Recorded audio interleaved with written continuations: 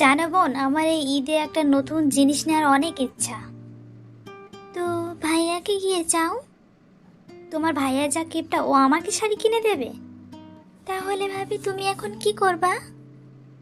Idea, তুমি আমাকে শুধু সহযোগিতা করবে। ওকে। আমি এখন ভূত। ভাইয়া ভাইয়া ভাইয়া, ভাবিকে ভূতে ধরছে। কি? এই কি হয়েছে তোমার? ভাইয়া ভাইয়া, ও ভাবি নয়, ও পেতনি। তো পেতনি ওর মধ্যে কেন? ও কি জানি নিতে আসছে।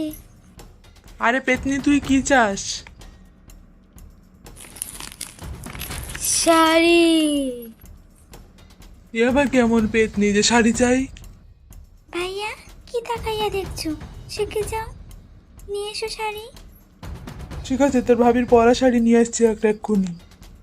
কি? পরা শাড়ি? কি? পরা শাড়ি? নতুন শাড়ি লাগবে আমার, নতুন শাড়ি। এ আবার কেমন পেতনি, নতুন শাড়ি লাগবে? ঠিক আছে, বসো বসো, আমি কিনে তোমার ঘরে রেখে আসছি। কিন্তু তুমি হ্যাঁ আমার বউয়ের ভিতর থেকে চলে যাও। ঠিক আছে ভাবি, আজ তুমি ঠিক করছো ভাইয়াকে। হ্যাঁ, পেতনি শাড়ি আজকে তোমার ভাইয়াকে আজকে পাগল করে দিয়েছি। কতদিন দেবে না শাড়ি? কিন্তু হ্যাঁ, শাড়িটা কিন্তু খুব সুন্দর হয়েছে। হ্যাঁ, ভাইয়া বুঝতে পারেনি, সেটাই ভালো। কি? ওটা তুমি ছিলে? তুমি সেজেছিলে এরকম করে? দাঁড়াও, তোমাদের ব্যবস্থা নিচ্ছি। আমাকে বোকা বানিয়ে ছেড়েছে তোমরা। তুমি কখন এলে এই ঘরে?